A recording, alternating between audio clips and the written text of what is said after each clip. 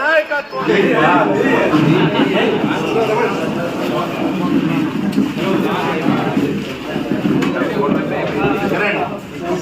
తీసుకో కిరణ్.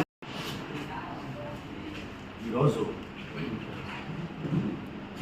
పలమనేరు వైఎస్ఆర్ కాంగ్రెస్ పార్టీ తరఫున rural party అధ్యక్షుడిగా గత 14 సంవత్సరాల నుంచి పనిచేశాను. మళ్ళీ కూడా గౌరవనీయులు మాజీ ముఖ్యమంత్రి వర్యులు జగన్మోహన్ రెడ్డి గారి ఆదేశాలతో, గౌరవ మాజీ మంత్రివర్యులు పెద్దిరెడ్డి రామచంద్రారెడ్డి గారి ఆశీస్సులతో, మన యువ నాయకులు మాజీ శాసనసభ్యులు పలమనేరు వైఎస్ఆర్ కాంగ్రెస్ పార్టీ నియోజకవర్గ సమన్వయకర్త డాక్టర్ ఎన్ వెంకటేగౌడ గారి నాయకత్వంలో, అదేవిధంగా యువ ఎంపీ మిథున్ రెడ్డి గారి అడుగుజాడల్లో ఈరోజు నన్ను పలమనేరు రూరల్ వైఎస్ఆర్ కాంగ్రెస్ పార్టీ అధ్యక్షుడుగా, పలమనేరు రూరల్ మండల వైఎస్ఆర్ కాంగ్రెస్ కుటుంబ సభ్యులందరూ కూడా ఏకగ్రీవంగా ఈరోజు ఆమోదం తెలపడం చాలా సంతోషం.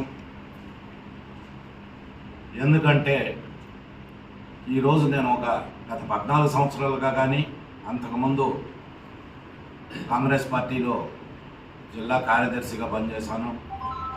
దానికి పూర్వం పలమనేరు నియోజకవర్గ యువజన కాంగ్రెస్ అధ్యక్షులుగా కూడా పనిచేయడం జరిగింది. మరి కళాశాల దశలో 5 సంవత్సరాలు ఇంటర్మీడియట్ నుంచి డిగ్రీ పూర్తయ్యేంత వరకు కూడా జూనియర్ కళాశాల విద్యార్థి సంఘ ఉపాధ్యక్షులుగా, మరి సంయుక్త కార్యదర్శిగా డిగ్రీలో మొదటి సంవత్సరం, రెండో సంవత్సరం డిగ్రీలో కార్యదర్శిగా, అదేవిధంగా డిగ్రీ ఫైనల్ ఇయర్ చదివేటప్పుడు విద్యార్థి సంఘ నాయకుడిగా కూడా నేను గతంలో పనిచేశాను. ఆ 5 సంవత్సరాల అప్పట్లో ఉన్న పరిస్థితులకి, మరి 5 సంవత్సరాలు కూడా అప్పటి విద్యార్థి దశ నుంచే రాజకీయాల పట్ల మక్కువ చూపి ఆనాడు విద్యార్థుల అందరి సహకారంతో కూడా ఆ 5 సంవత్సరాలు విద్యార్థి సంఘ నాయకుడిగా కూడా పనిచేయడం, తదుపరి మన పలమనేరు నియోజకవర్గ యువజన కాంగ్రెస్ అధ్యక్షుడిగా పనిచేయడం, ఆ తర్వాత జిల్లా కాంగ్రెస్ అధ్యక్షుడిగా పనిచేయడం, మళ్ళీ తిరిగి రామచంద్రారెడ్డి గారి ఆదేశాల మేరకు పలమనేరు రూరల్ మండల అధ్యక్షుడిగా, పార్టీ అధ్యక్షుడిగా ఇప్పటికీ పనిచేస్తున్నా. ఇదంతా ఎందుకు చెప్తున్నానంటే, మేమంతా ఒక కుటుంబ సభ్యులు. మా పార్టీకి సంబంధించిన పలమనేరు రూరల్ మండలంలోని ముఖ్య నాయకులు చెన్నారెడ్డి గారు కానీ, రాజారెడ్డి గారు కానీ, అదేవిధంగా విశ్వనాథ్ రెడ్డి గారు ఆరోగ్యరీత్యా బెంగళూరుకి వెళ్ళి ఉన్నారు. అదేవిధంగా మన రాష్ట్ర సంయుక్త కార్యదర్శి రంగనాథం గారు ఈరోజు వాళ్ళ వదిన గారి పెదకర్మ క్రియలో పాల్గొనడం మూలంగా ఆయన కూడా హాజరు కాలేకపోయినారు.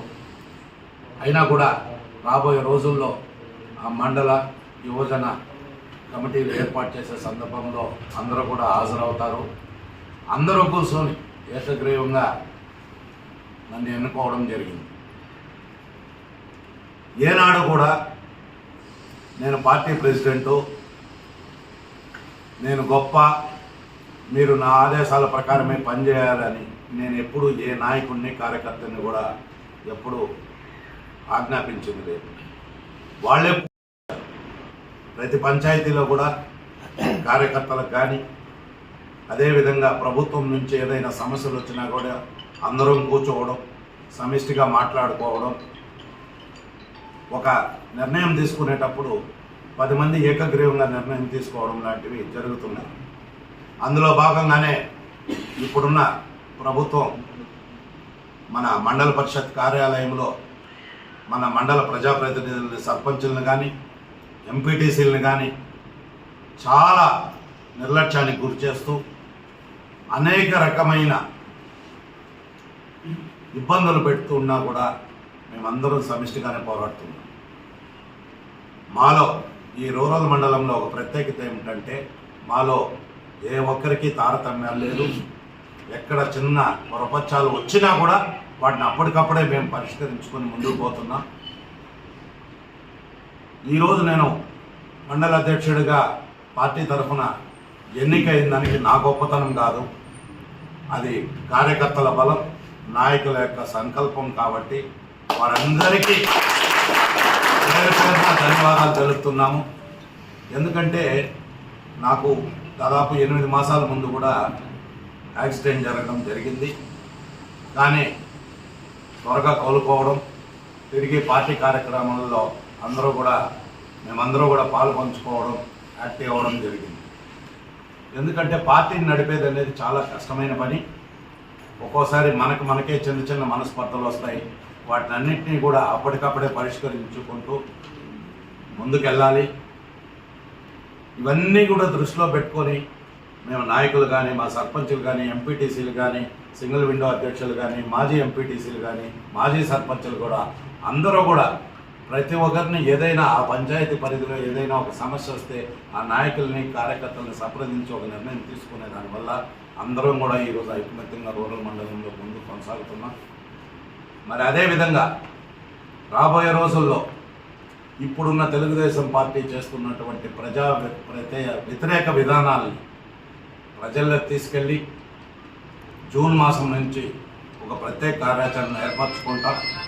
ఎందుకంటే జూన్ 12వ తారీఖుకి చంద్రబాబు నాయుడు ముఖ్యమంత్రిగా ప్రమాణం చేసి సంవత్సరం రోజులు పూర్తవుతుంది.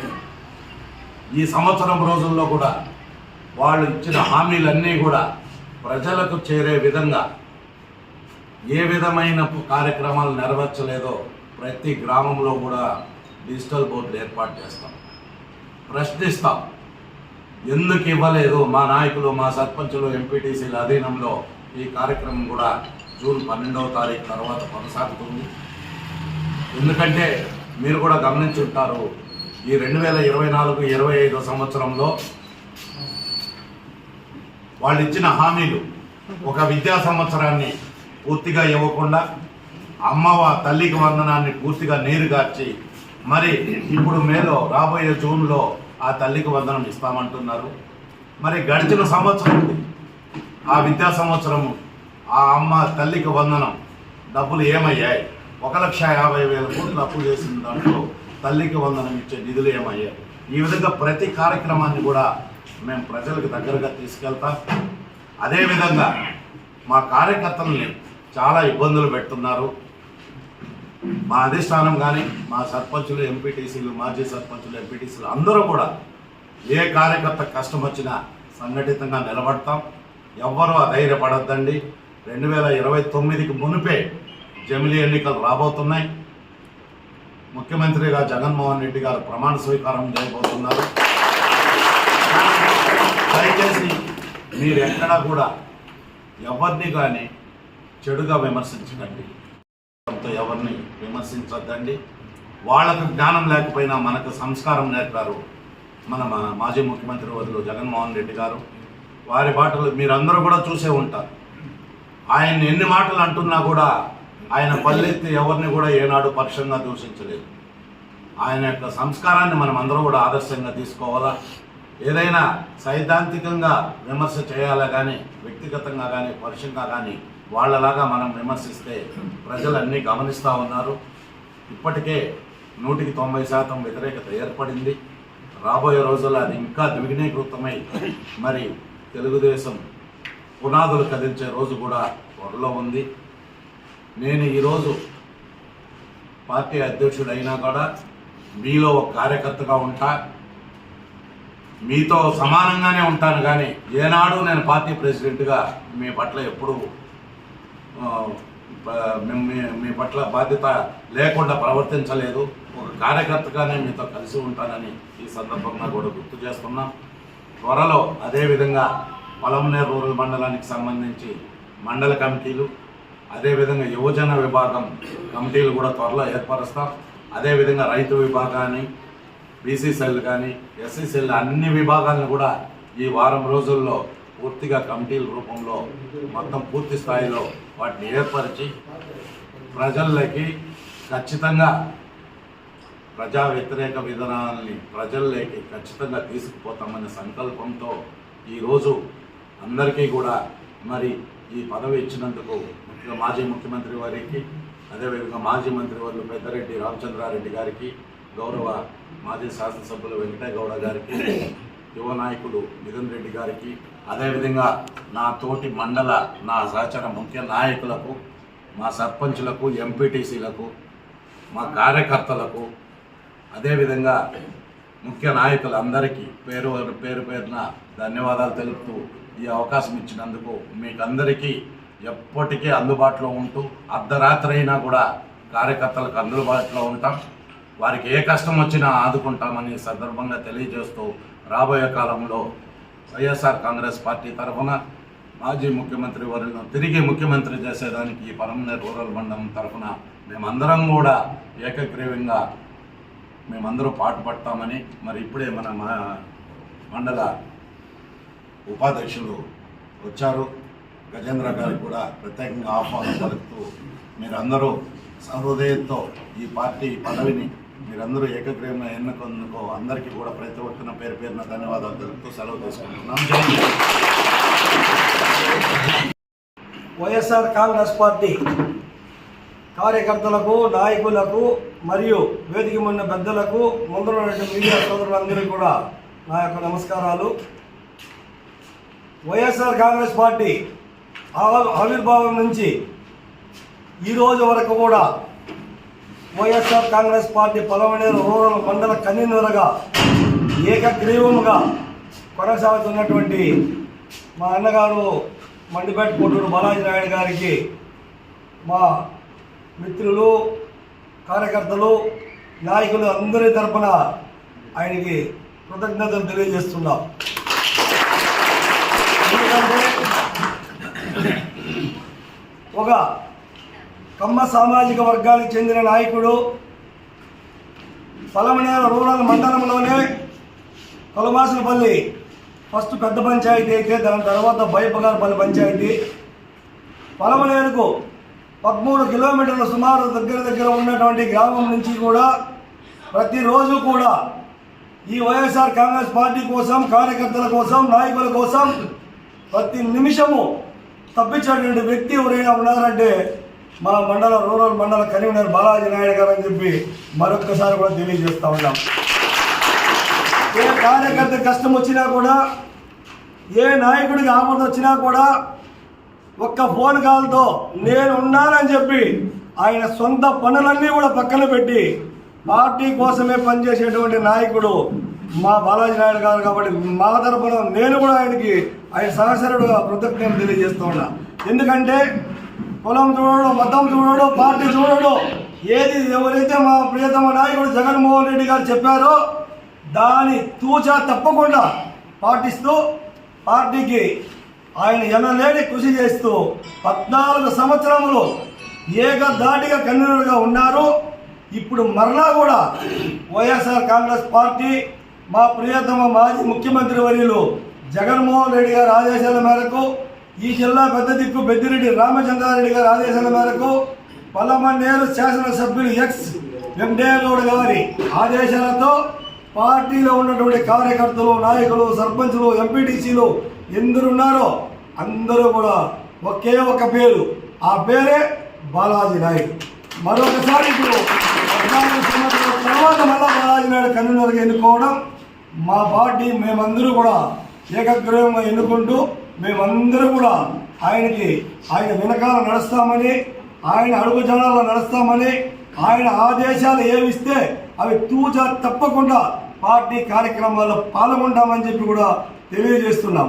కాబట్టి మా బాలాజీ నాయుడు గారికి మరొక్కసారి అవకాశం ఇచ్చినట్టు మా లీడర్లు కానీ, నాయకులు కానీ, కార్యకర్తలు కానీ అందరూ కూడా మా అందరి తరఫున కూడా ప్రత్యేకంగా ధన్యవాదాలు తెలియజేస్తూ, ఈసారి పార్టీ రూలింగ్లో లేకపోయినా కూడా పార్టీ కోసం నిరంతరం కృషి చేసేటువంటి స్వభావి, సహృదయుడు, మంచి మనసు కలిగినటువంటి బాలాజన్న గారు ఇంకా కూడా పార్టీని గతంలో బాలాజన్న గారు కన్వీనర్గా ఉన్నప్పుడు 10 మంది సర్పంచులకి 9 మంది సర్పంచులు గెలిపించిన ఘనత బాలాజీ నాయుడు గారిది మరియు ఇతర నాయకులు కూడా ఉంది. ఎందుకంటే అందరూ సమిష్టిగా బాలాజీ నాయుడు గారి సారథ్యంలో మేమంతా కూడా ఒకే మాట మీద నడుస్తూ ఉన్నాం. అదేవిధంగా దగ్గర 83 నుంచి కూడా మొన్నటి వరకు ఇంతవరకు పలమనేరు మండల ప్రజా పరిషత్ అధ్యక్షురాలుగా కాంగ్రెస్ పార్టీలో ఒక్కసారి ఉండడం జరిగింది. తర్వాత అంతా కూడా తెలుగుదేశం పార్టీ వశం. కానీ ఈసారి జరిగినటువంటి ఒక ఎస్టీ మహిళా రిజర్వేషన్ వస్తే కూడా ఆయనకి ఎంపీపీ రాకపోయినా కూడా ఆయన ఎక్కడా కూడా కలత చెందకుండా పార్టీ కోసం పనిచేసి ఒక మహిళా ఎంపీ ఎస్టీ ఎంపీపీని చేసిన ఘనత కూడా ఆయనదే. మరియు ఒక మహిళ బీసీ మహిళను కూడా జడ్పీటీసీగా గెలిపించుకున్నాం. ఎంపీటీసీలు అయితే కూడా 9కి ఒక ఎంపీటీసీ కొంచెం దగ్గరలో ఓడిపోవడం జరిగింది. 8 మంది ఎంపీటీసీలు కూడా గెలిపించుకోవడం జరిగింది. మరియు పార్టీలో ఎవరికి కూడా ఇప్పుడు ఉన్నటువంటి కార్యకర్తలకు ఎక్కడా కూడా రోడ్లు లేకుండా ప్రతి ఒక్క కార్యకర్తను నాయకుడిని గుర్తించే విధంగా సముచిత స్థానం కల్పించే విధంగా వైఎస్ఆర్ కాంగ్రెస్ పార్టీ ముందుకు పోతుంది. మనలో మనకి ఏమీ లేవు, లేకపోయినా ఉన్నా కూడా మనమంతా కలిసి కట్టుగా పనిచేస్తేనే రాబోయే లోకల్ బాడీ ఎలక్షన్స్లో మనం మళ్ళా కూడా వైఎస్ఆర్ కాంగ్రెస్ పార్టీ జెండాను ఎగరవేసేదానికి ఒక వీలుంటుందని చెప్పి మీ అందరికీ కూడా తెలియజేస్తూ ఈ అవకాశం అందరూ కూడా ధన్యవాదాలు తెలియజేస్తాను.